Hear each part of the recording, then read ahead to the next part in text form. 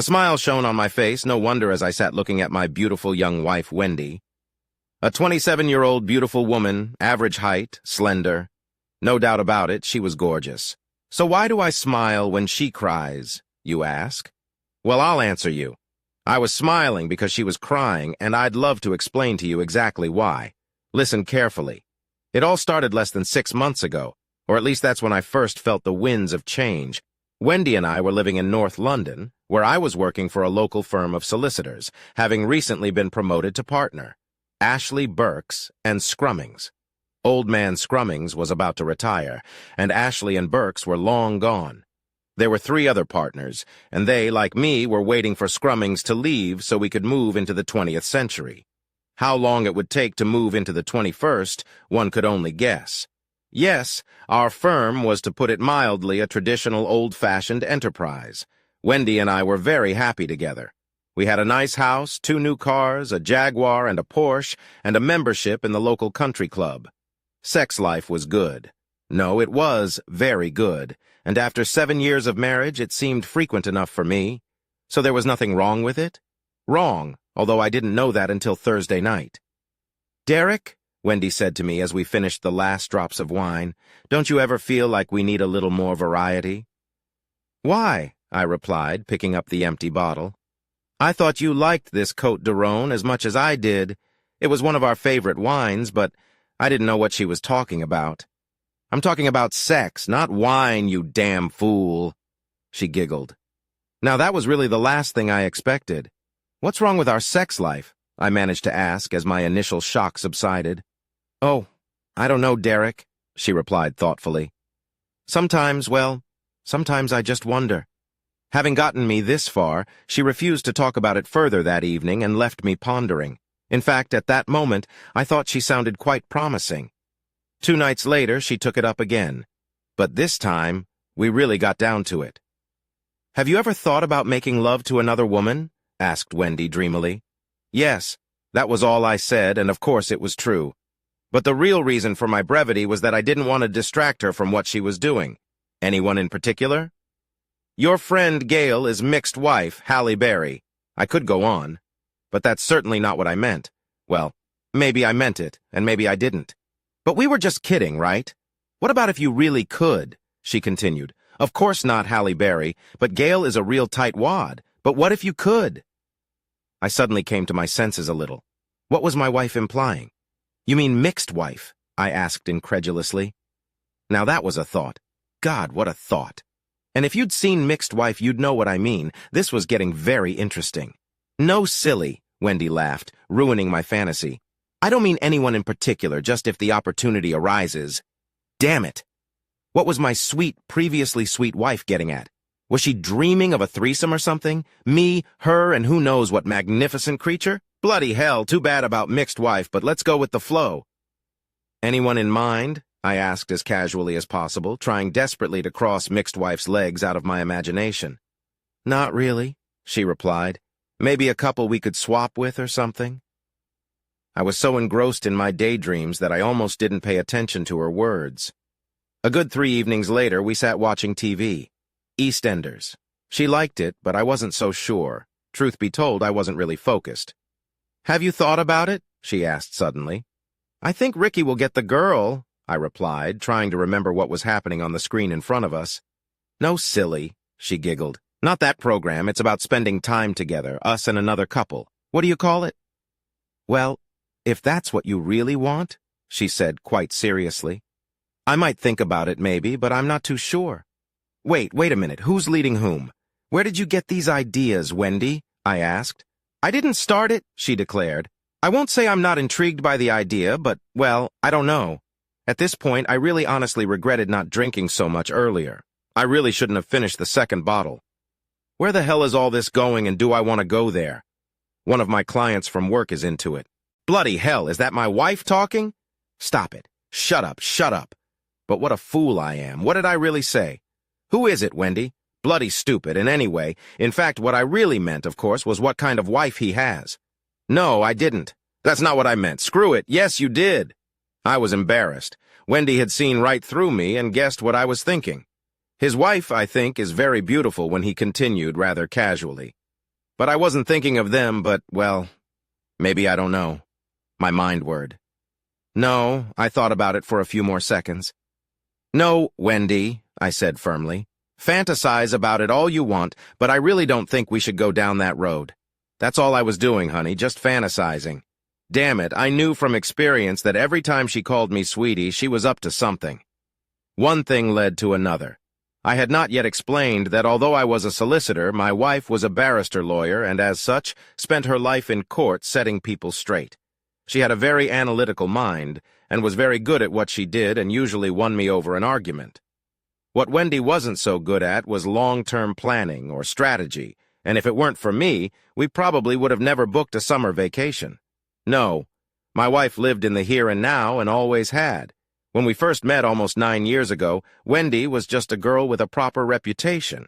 Not that she dated anyone, but when she set her eyes on some unsuspecting guy, he was more or less doomed. Yes, doomed to be in her bed whether he planned it or not. Believe me, I can vouch for that and for the fact that such a fate was not horrible. However, I had never participated in any of the multi-partner sessions that Wendy was known to have participated in, and that was one of the things about her past that I preferred not to dwell on too much. I knew she'd done them, but I didn't want to know exactly how many, and in any case, it was all in her past, even before we'd met. Sometimes I wondered if it was pure coincidence that I became her main boyfriend when she graduated, because that's when she changed completely. Maybe she suddenly matured, or maybe she realized that her chosen career just didn't allow for such behavior. Either way, it was to my advantage. She settled down and became the perfect, faithful wife, never once giving me reason to doubt her. Mint minute, but that didn't mean I never gave it a second thought. 2 weeks later, we were sitting in a swanky bar in town waiting for James Dam Perry to show up with his wife. Yes, she had talked me into at least talking to the couple about it. James apparently had his own business making Christmas cards and other little things, and while it wasn't big, it must have been a good income for him. But his wife, I didn't know anything about her, and Wendy wasn't very forthcoming. Let's be clear, we didn't switch that night. Not at all. We were just meeting them for a drink. We were able to talk about the subject and even ask questions, but that was it. But that didn't mean I wasn't nervous, but that also didn't mean I wasn't intrigued. I had played the field quite a bit before meeting Wendy, certainly not as much as she had. But even so, the thought of having to do a little traveling didn't give me a raging headache. To be honest, my thoughts were in some turmoil by then. As for Wendy, could a leopard change its spots? Could she thus be telling me that she misses her previous relationship but doesn't want to cheat on me? And what should I do if that's the case? Say, I couldn't escape the thought that I was in a predicament. Damned if I do and damned if I don't. Pity the poor leopard. Here they are, Wendy exclaimed, jumping to her feet and kissing the cheek of the guy who had just walked in. We introduced ourselves, Wendy, Derek, James, and Tanya. Good God, Tanya. James was in his early 30s, probably the same age as me. Tanya was well about maybe she was pretty damn beautiful. She was no more than 20, a face one could only dream of. This couple switched places? Why the hell would the damn fool want to switch with a woman who looked like her? The evening passed pleasantly enough, although my tongue was a little slurred when I tried to talk to Tanya. I learned that James was a Spurs fan, and as an Arsenal fan that didn't exactly endear me to him. However, we parted as friends, promising to meet again soon. You liked her, didn't you?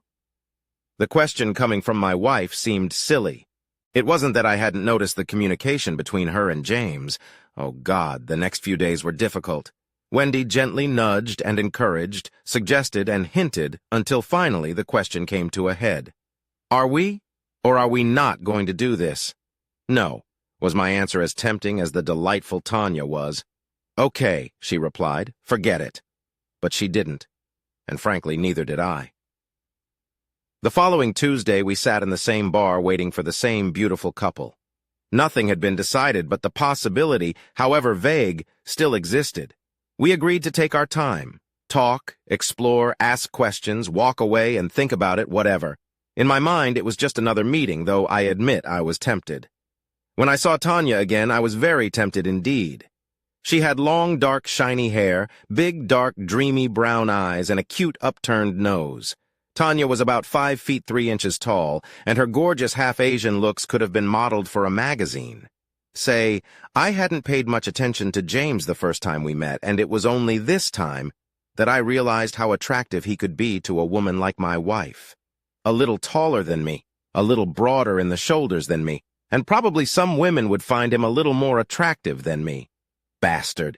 If he thought he was going to get into my wife's pants, he had other things on his mind. We had a second drink, then a third, and I began to relax and feel more and more comfortable talking to the delightful Tanya. I heard my wife giggling and looked at the other couple, noting with surprise how close they were sitting to each other and how cozy they felt. I considered saying something to them, but it seemed a little rude since they weren't doing anything that I would complain about if any other friend were in their shoes. A few more minutes passed, and Tanya nonchalantly put her hand on my leg, telling me some story about her time at school. Quite an innocent gesture, except that her hand was actually more than halfway up my thigh. I liked that a lot. I sure as hell liked it, but the pounding of my heart and the dryness in my throat warned me to be careful. I looked back at the other two to see if Wendy had noticed. I didn't feel like asking Tanya to remove her hand, but I didn't want to encourage the other two either, and I didn't need to. My mouth dropped open as I noted the changes that had happened to them since I'd last checked on them and saw that they were even closer than before. Wait, no, too fast, and I wasn't ready for it. Wendy James, I yelled, trying to contain my anger. I'm not sure about all of this. They both looked at each other in surprise, and Tanya took her hand off my leg. What's up, Derek? My wife asked, and the husky voice confirmed that she was enjoying what James was doing to her. How are you doing? Repeated I. He's been feeling you up, Wendy. Heck, he's still doing it as we speak. So, Derek, she said, looking back at me, I don't mind it at all. In fact, I'm enjoying it. For heaven's sake, Wendy, I hiss at her, you can't let him do this to you. Why not? She asked lightly. Why not? Wasn't it pretty damn obvious? Why not? We didn't agree on that, and I didn't consent to him groping her. We're in a public bar, Wendy, I reminded her, trying to keep my voice in check. This is not the place to argue about this. They both gave me a quick glance, and then Wendy turned around and stared directly at me as if daring me to contradict her. You're right, Derek, she said finally. This isn't the place. I felt the tension drain out of me, thinking she'd come to her senses. But it was short-lived. Come on, James, my wife said to the other man, smiling warmly at him. Let's take this somewhere else. I'll see you in the morning then, James stated, standing up and taking Wendy's hand. Pardon me? What? But you and Tanya can take our place, Wendy added, smiling at me as if it was all settled. And we'll go back to James. Wait, I didn't agree. I didn't want this to happen. I didn't know what I wanted. Wendy kissed me on the cheek and left me standing there like a fool. My brain had a hard time comprehending what I had heard, and I probably stood there with my mouth open and shocked. I should have reacted differently, and then maybe things would have worked out differently. But maybe it wouldn't either way.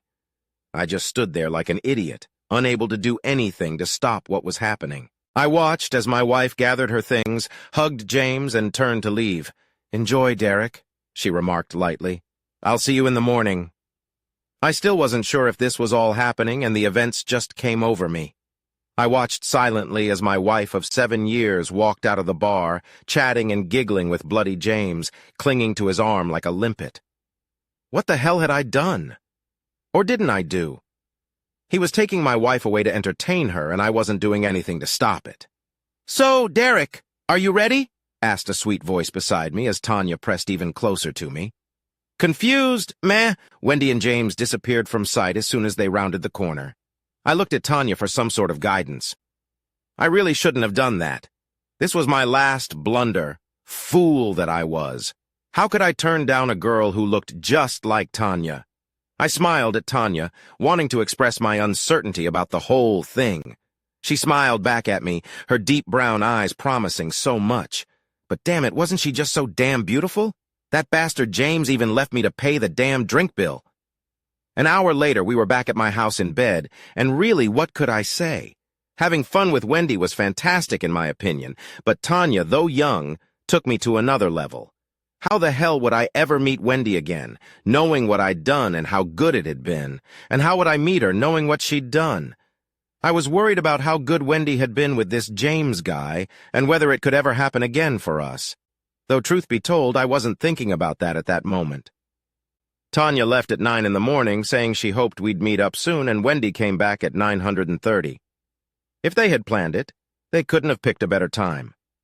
I wonder why I didn't think of that at the time. I was just embarrassed when she walked in.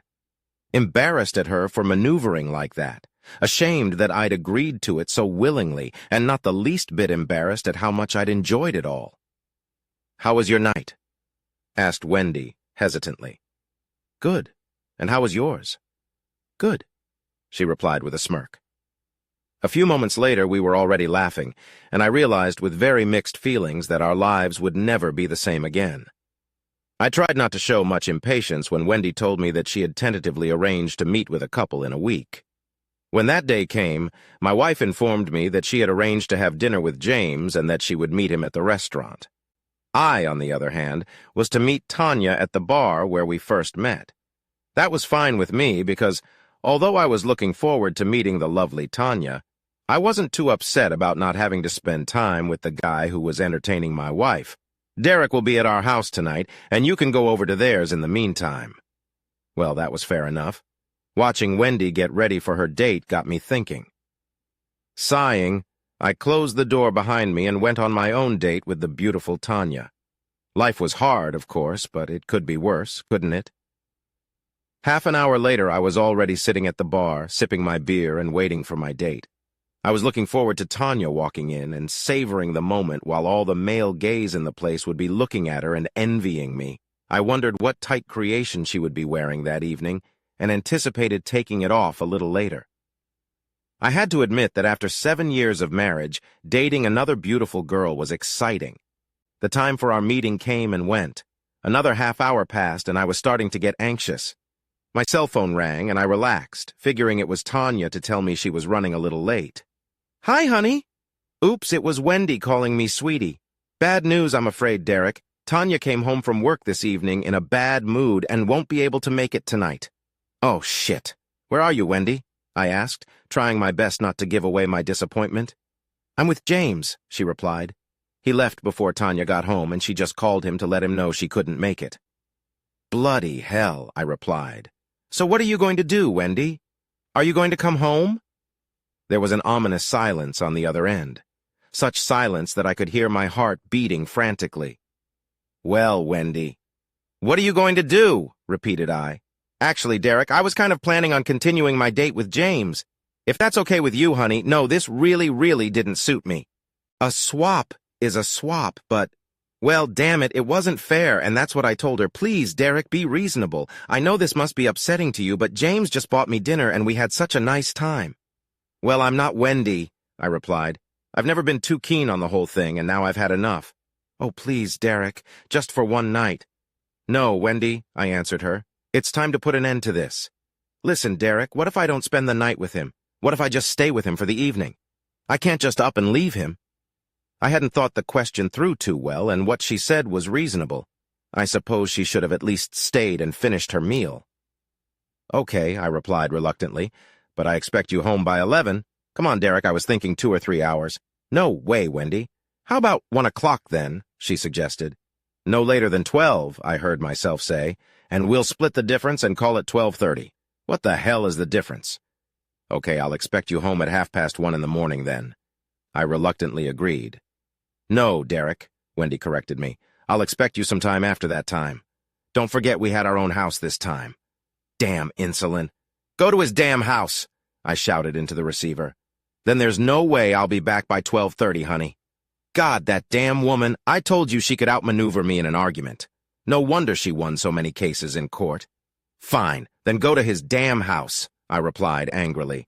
There was no way I was going to stick around the bar until it was safe to go back to my own house. "I'll see you around too, honey," Wendy quickly muttered and left. Cow-damn bitch. She'd gotten me into this, and I imagined her sitting there with a full-face grin on her face. I could have called her back, but I didn't see the point. So she would be entertained by another man again tonight, and I would go home alone. It wasn't fair. What upset me the most? The fact that my wife was going to bed with another man, or the fact that I wasn't getting Tanya in return? A difficult question, and I didn't know the answer to it. Perhaps what upset me the most was the fact that Wendy chose to be with James that night over me. It hurt. I felt empty inside. Okay, I have no idea what time she came in since I was sound asleep. Granted, it wasn't the time she promised, but at least she was next to me in bed when I woke up. "What time did you get in last night?" I asked when she came to her senses. "Oh, don't ask," was all she managed. "I was tired. And why would you be? As if I didn't know." "Oh, you'd better not ask that either." Wendy giggled mischievously, and she thought it was funny, but I couldn't say I thought the same. I was really pissed off. I just didn't understand why I had let myself be dragged down this switch path. Okay, I was really enjoying my time with Tanya, and it was like a dream come true. But risking our precious marriage, risk ruining the special relationship I thought I had with my wife. No, it wasn't worth it. This had to be the last time. I got up and got dressed, and Wendy rolled over onto her back and fell asleep. I didn't see her until just before noon when she jumped down the stairs like a teenager. "What a lovely day," she sang out as she jumped up to me, hugged me, and kissed me on the lips. She was in a good mood, and I decided it was time to suggest that our adventure come to an end. "I've arranged to meet James next Tuesday," Wendy announced cheerfully ahead of me. "Oh, really?" was all I could manage to mutter, my temper rising. "I'm afraid Tanya's still not feeling very well, but maybe next time." "No. What do you mean, no?" my wife asked, raising her eyes in surprise. "No means no, Wendy," I insisted. "I'm not going to put up with this. But you agreed to it, Derek." She almost spat at me. "You're the one who suggested it." I took a few deep breaths, not wanting to respond with something I might regret. "You're not going out and having fun with Bloody James, whatever his name is, and that's final." "And how are you going to stop me?" she asked, her flash of anger as much as mine. "Good question. How can I do that? Short of locking her up or guarding her 24 hours a day? I can't, but if you do, don't expect me to be here when you get back." I thought the answer seemed measured, but Wendy looked at me like I declared war on France or something. "You don't mean it, do you?" "Try me," I replied. Wendy stood her ground, but I refused to back down, and we stood staring daggers at each other for a while longer. Finally, she realized that she may have led me too far, and she relaxed, trying to calm me down. "Okay," she said. "I see where you're going with this. I guess it's not very fair to you." With those words, she shrugged and went off to make herself something to eat. But the thing was, she didn't see my point of view at all. I may have won the battle, but I didn't seem to have won the war yet. Not the one with France, you understand. It was more serious than that. We hardly spoke the rest of the day, but we got down to it in the evening. Finally, she sighed, thanked me for such a wonderful night, rolled over and fell asleep. "Tanya is feeling better, Derek. My wife informed me a few days later. I expected her to add something to that statement, but she just went on about her business. I did the same thing. Nothing. How was I to know she wouldn't leave it at that? How about we agree on something next Tuesday?" she asked, trying to sound casual. "Like what?" I replied, playing dumb. Of course, that didn't fool her. "If you want, you can have our house again," she continued, as if this generous offer really meant something. "Is that what you really want, Wendy?" I demanded, trying to keep my voice under control. "It's what we both want, isn't it, honey?" she replied immediately. "We enjoyed it last time, so why not?" I wondered if I should remind her that last time I didn't like it at all. In fact, last time I stayed home alone while she had a blast. But what was the point of that? "How about Wednesday instead of Tuesday?" I said for no particular reason, just to feel awkward. "No," she replied.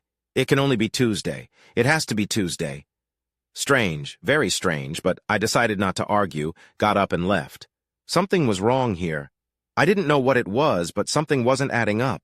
Why was Wendy suddenly so eager to do this after 7 years of us being so happy? Why was she so willing to risk our marriage, knowing full well that I wasn't committed at all? Why did our meetings always have to be on a Tuesday? How did that creep James manage to marry a girl as beautiful as Tanya? And why did that idiot need to change?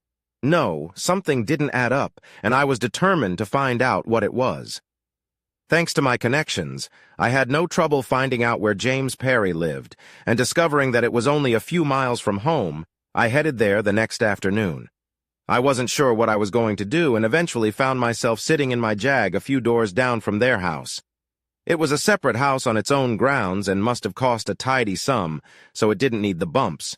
For almost an hour, no one showed up or left, and I was starting to feel a bit of a fool.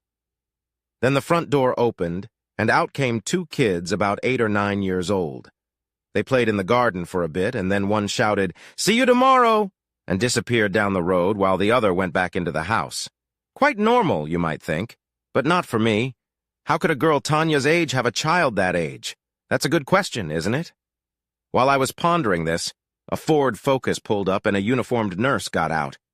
I didn't notice if she locked the car, but she immediately walked up to the house and went inside. What the hell was going on here? I wandered around some more, but nothing else happened, and I went back to work, still perplexed. There had to be an answer. Why was the nurse there, and where had the baby come from? I was so confused that I could hardly concentrate on work, and wandered aimlessly around the outer office, annoying everyone for no reason. I was being stupid, but there was no way I could get rid of this unpleasant feeling eating away at my insides. Eventually, I decided I was being too stupid and went back to my own office to try to finish some things. With great difficulty, I started flipping through the pages of the divorce case I was working on. The marriage had broken up, which both parties wanted, but they were arguing about child custody, and then it hit me. Very simple. The child was to belong to James from a previous marriage, and that was it. He had to divorce and then remarried Tanya, and the child lived with them. Didn't even have to live with them. The boy could just visit them. But the nurse, who the hell could she be? It took a good hour before I found the answer to that question, too. Tanya was sick, wasn't she? Or was? Maybe a nurse was making a house visit to administer her treatment. A little thin, but it was the best I could come up with. Maybe I was worrying over nothing, but it wasn't surprising when my wife was acting so strangely, so everything was fine, wasn't it? But if so, why was something inside me telling me that everything wasn't fine? One more check, and I promised myself that I would relax and get on with my life. I called Tom Black. Tom was a private investigator that our company used from time to time, and it didn't seem strange to anyone that I asked him to run a simple check for me. He told me that he would have the information I needed by the next day, and I tried to forget about it and get on with the job with a little more success than before. Tom proved to be true to his word, and the next morning he emailed me what he had found by simply checking the public records. So simple: James Perry, age 34, businessman; Philip Perry, age 9, high school student; Mary Perry, age 32, nurse; and that's it. Everyone who was registered at that address. Bloody hell. What happened to Tanya?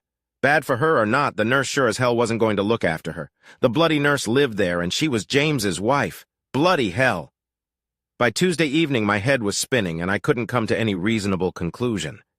Several times I thought about telling Wendy what I had found out, but if there was a reasonable explanation for it, I would look like a fool in everyone's eyes. Besides, the trust between us was already somewhat eroded, and if she found out that I was checking up on her, it could be the last straw. Hey, no. I decided to go on a date and see what I could find out from Tanya herself before finding out about Wendy. I couldn't think of any other way to handle this. Provided, of course, that Tanya showed up, but the way things were shaping up, that wasn't too likely. "Hey, Derek, good to see you again." I looked up, and there, with her hand on her hip, stood Tanya, probably even more stunning than I remembered her. I quickly looked around the bar and noticed the envious looks of all the other guys in the bar, and at least at that moment I felt great. She looked beautiful and gifted me with a smile that melted my heart. It was those eyes. No, it was her smile. Hell, it was all of her. She was a dream come true. She was a little surprised when I suggested we stay for a bite to eat, but readily agreed, and we went to the table I'd ordered. I had a few questions to ask, and I wanted answers before this evening dragged on. "Who are you?" I asked once we were seated. "Tanya," she laughed. "After our last night together, surely you haven't forgotten me." "Yes, Tanya," I continued. "I know your name, but you're certainly not James Perry's wife, are you?" Tanya lost her smile, lowered her confident gaze, and visibly swallowed. I really caught her off guard with that comment. "What do you mean, Derek?" That was all she managed. "Pretty weak. I mean, Tanya, if that's really your name, how come that bastard James is swapping you for my wife even though you're not even married to him?" "Gotcha," Tanya tried to smirk, but seeing the look on my face decided against it. She looked around to see if she could slip away, but I positioned her so that she was trapped. "I guess I'd better come clean," she suggested nervously at last. "That's better," I replied, and waited to see what the hell was going on. Was Tanya his girlfriend? Maybe his sister-in-law? Their neighbor? I had no idea. "Listen, Derek," she began. "You're a really nice guy, and I'm sorry I fooled you a little bit. Send out a minute," and I waited for her to continue while she took a huge breath. "They paid me to do it," Tanya finally muttered. "They paid you," I almost shouted at her.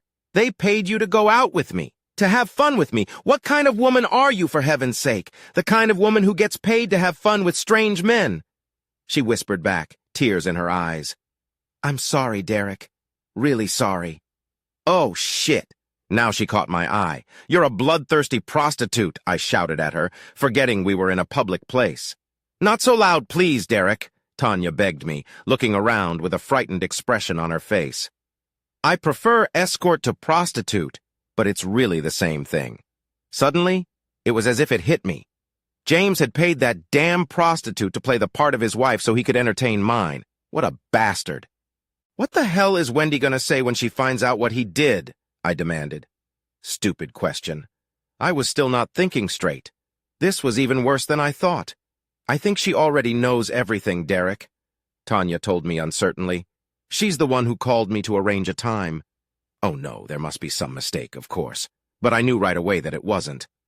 "I hope she wasn't the one who paid you," I muttered pathetically, unable to find anything else to say.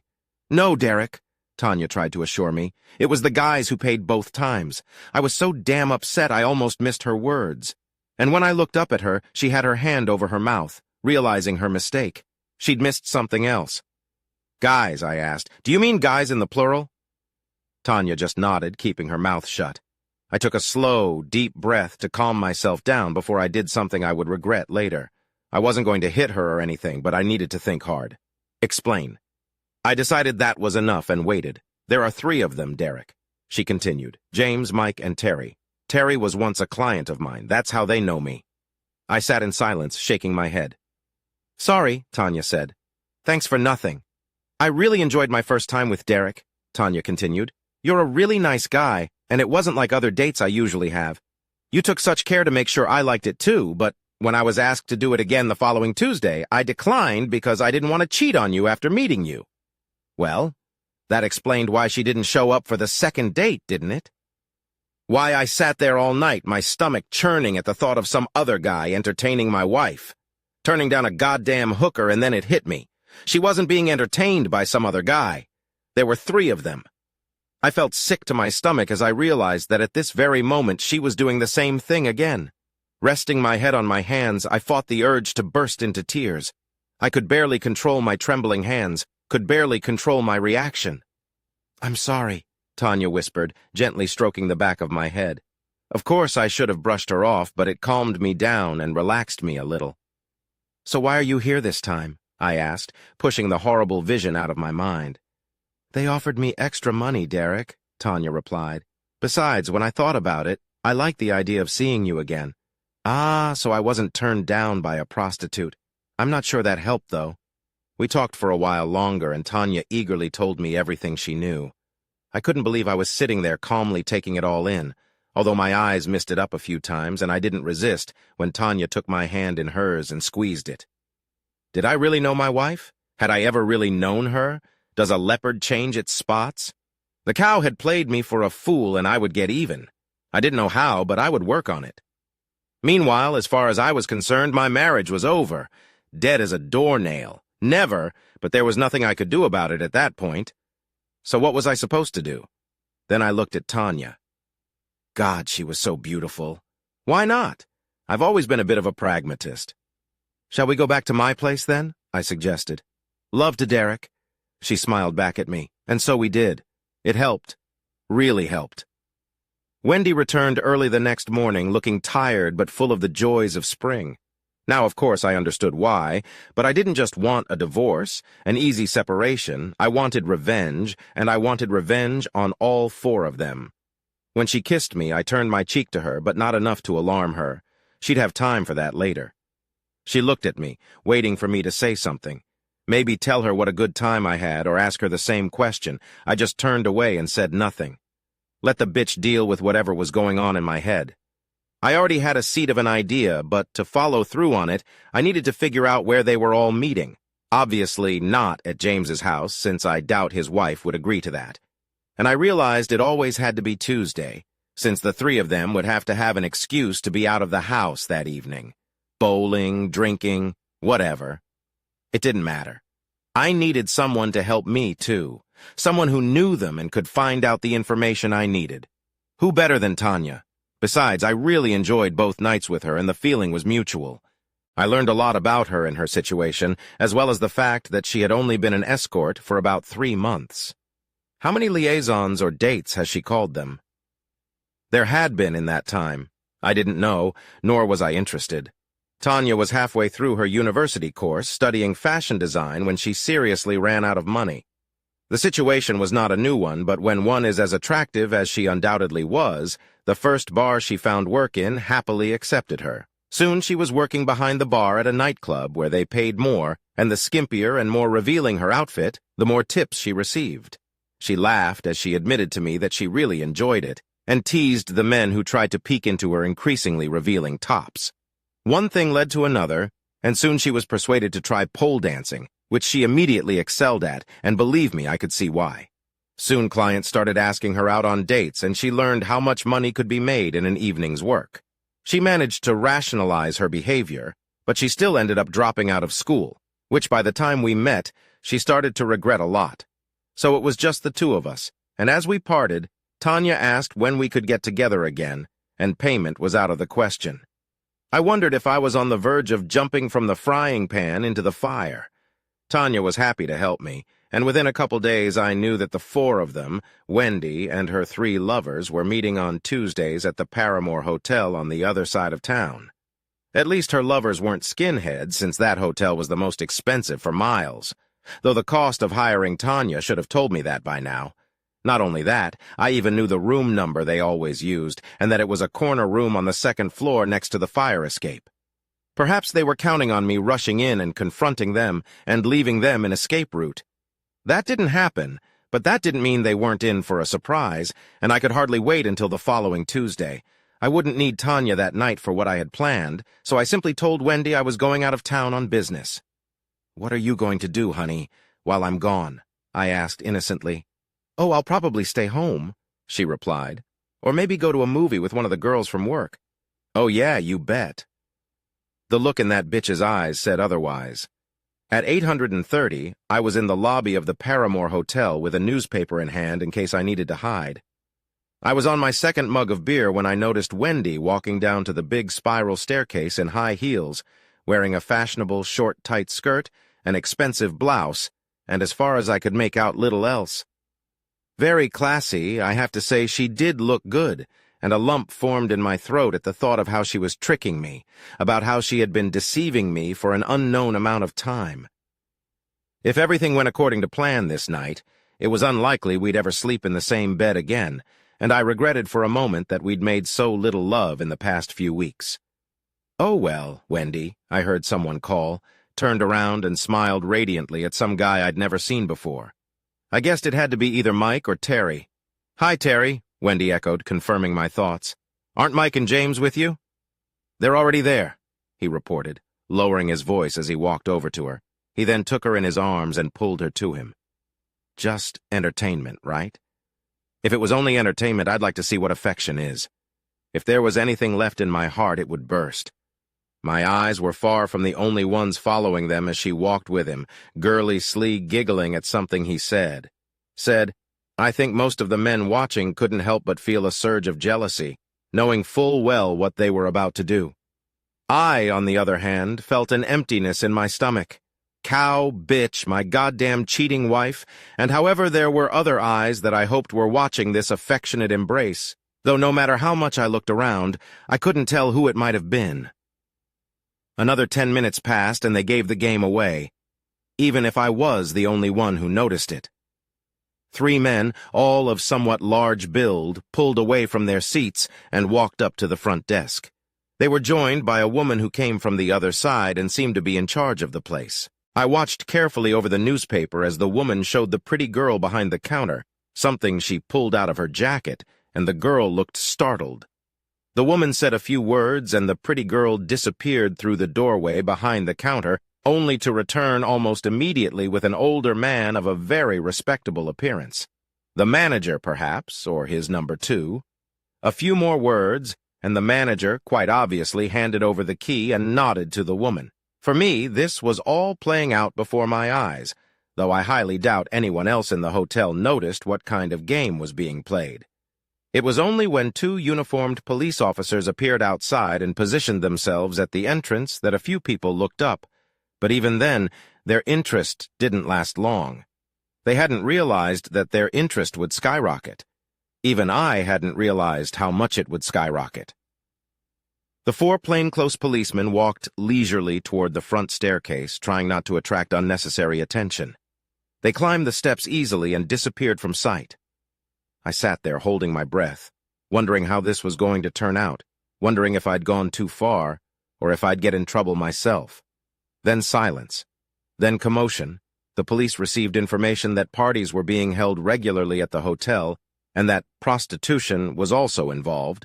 The cops were particularly interested in the names of two of the participants, one of whom, in particular, was not a great friend of theirs. Who exactly called the police? I honestly don't know, although I must confess that I knew in advance what it would be about. It's convenient to be a lawyer and have connections in such low circles, so I enjoyed watching my cheating wife being led through the hotel, hopefully handcuffed and under arrest. Although I realized that I would be lucky if this wish came true, and that any charges were unlikely to be sustained, it was her humiliation that I craved as revenge. I really wanted to confront her about her infidelity. Of course, it didn't work out that way. It doesn't work that way. But what happened was bloody marvelous and beyond my wildest dreams. Unbeknownst to me or Tanya or anyone else, they had rented not one room but two. Whether this was so that one of them would have another room to rest in between sessions, or so that the noise of their entertainment wouldn't disturb the other guests, I don't know. When the police entered the room, surprising the four intruders, two of them obviously panicked. One of them was quickly grabbed, but Wendy, bless her little white cotton socks, managed to slip out into another room before she could be caught. From there, she sprang out into the hallway and rushed down the fire escape. It wasn't until she was halfway across the parking lot and felt sharp rocks under her feet that she must have realized she was unclothed. What a laugh! Everyone in the waiting room watched in amazement as this beautiful young blonde whizzed past the large windows. Two uniformed police officers automatically rushed in pursuit, but Wendy flinched as she realized her predicament. I couldn't help but smile as I watched my traitorous wife being led back to the hotel. Her hands cuffed together while her captors made no effort to cover her modesty. She lowered her head in shame and embarrassment, unable to cover her body, and visibly flinched at the flashes as various members of the public took the opportunity to photograph this incredible, almost unbelievable scene. Thanks to whoever invented the cell phone camera, Wendy walked past me no more than 10 feet away, so distraught that she was completely oblivious to my presence and burst into tears. It was time for me to disappear. Never in my wildest dreams did I expect things to work out so well. Upstairs. Of course, Wendy was never charged with anything, although Terry was found to have a small amount of banned substances and was eventually sentenced to probation. He wasn't sent to prison, but as he was a candidate for local MP, it certainly put an end to his future plans and career. I suspect it may also have ended his marriage. James's wife filed for divorce and took him to the cleaners. It seems he was the junior in the scheme who was bought by the other two to do the dirty work of cheating me out of my face. I'll say no more. But turns out Mike was probably the ringleader. Turns out he and Wendy had probably been having an affair for months. He was the one who introduced two of his buddies to Wendy, and he was the one who got the idea to trick me into sharing my wife with them. And how did that work out for him? You're probably wondering. Well, Mike, that is, District Judge Michael St. John Milesworth, came out of it pretty badly. The press, to put it mildly, made a meal of it. A few people at the hotel who took the pictures must have contacted the newspapers, and although I didn't stop to look, pictures of him being led pitifully out of the hotel with handcuffs on his hands appeared, and they appeared on the front page of virtually every newspaper in the country. The fact that my beloved wife was at this time assisting Silk from her chamber in a court case, and that Milesworth was presiding, helped to push the boundaries somewhat, and the story was mused over for days. Questions were asked in the House, and the Prime Minister himself became involved in the scandal, demanding the resignation of a prominent judge on a television show a few days later. He was finished, and although he may not have broken any laws as such, Mike will never be able to work in the legal profession again. I don't know exactly what happened to him, but he just disappeared from sight. Poor guy, I guess not. Well, that's it. Oh no, I forgot about my wonderful wife, didn't I?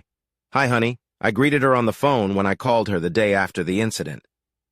Hi, Derek, Wendy replied, sounding rather depressed, though I pretended not to notice. Where are you?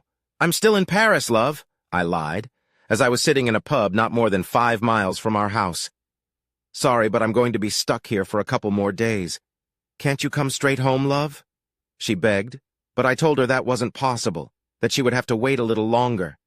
Have you read the papers, dear? She asked, her voice visibly trembling. I haven't seen a single English newspaper on sale. I lied again.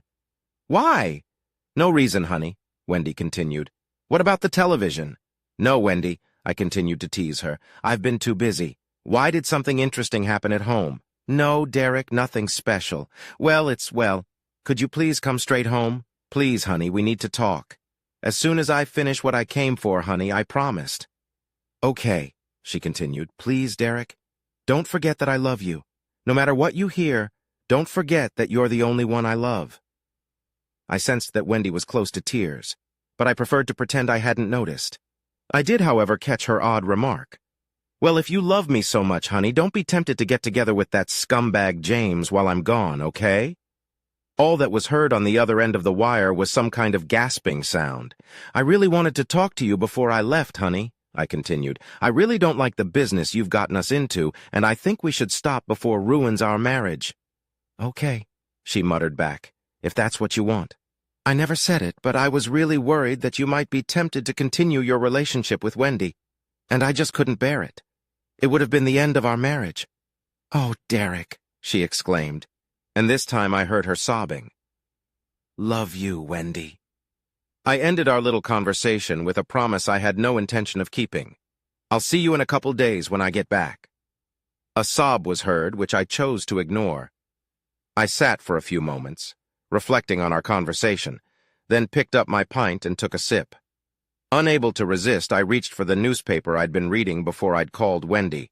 On the front page was a fairly clear picture of my wife, tears streaming down her face as the police officers led her through the hotel lobby. As I said, the paper ran for several days, and for most of the week, my wife's picture was scattered everywhere. As soon as one publication took the risk of omitting a discreet star, all the others followed, and this gave them an incentive to publish the entire series of photos again. Someone even managed to capture her as she whizzed across the parking lot. With no clothes on, the internet people made a meal out of it. I believe she got an offer from Playboy to pose, but then again, it could have just been a fairy tale, and I never got confirmation as we never met again for a friendly chat. Of course, she lost her job and became a paralegal at some obscure firm of lawyers up north. I finalized our divorce myself, and that's when I saw her crying in court as the judge, not Mike, of course. But Mike tore her apart. The ruling was not in her favor. Well, that's the end of my little story, which I hope you enjoyed. I have to go now because I have a hot date with a very attractive girl who is about to graduate from university with a degree in fashion design. She is said to have a great future in the industry and has long since left her other career. Whether Tanya and I will work out in the long run, no one knows.